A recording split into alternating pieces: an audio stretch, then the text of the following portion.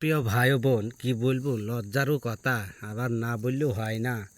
তো এই যে মাশরুম এই বিদেশিরা খায়, তো আসলে এই জিনিস খালি কি উপকার আমি একটু জানি। এটা খালি পরে বলে টুনটুনির অনেক বৃদ্ধি হয়, আর অনেক মানে উপকারী টুনটুনির জন্যই। তো টুনটুনি ভাষা তো সবাই বোঝেন। তো যাই হোক, আমি ভেঙিচুরি বলতে পারছি না প্রাণপ্রিয় ভাই ও বোন।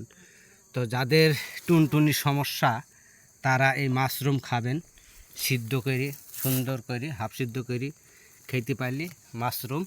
তো কেউ বলে ব্যাঙের ছাতা, কেউ বলে আমি শুনেছি যে এরা মানে টুনটুনির খুবই উপকারী জিনিস। হ্যাঁ, তো এই মাশরুম বাংলাদেশে প্রচুর টাকা দাম।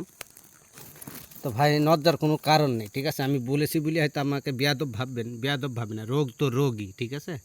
রোগ জিনিস পুষে থাকা ভালো না। আর এই টুনটুনির জিনিস সারা বিশ্ব জয় করা যায়। আর টুনটুনি যদি না থাকে তাহলে তো আপনার জীবনটাই বৃথা। হ্যাঁ, হয়তো আমার জিনিসটা শুনতে খুব খারাপ লাগছে ভাইয়া, খারাপ মনে করবেন না কখনই। হ্যাঁ, রোগ খারাপ, রোগ জিনিস পুষে রাখবেন না।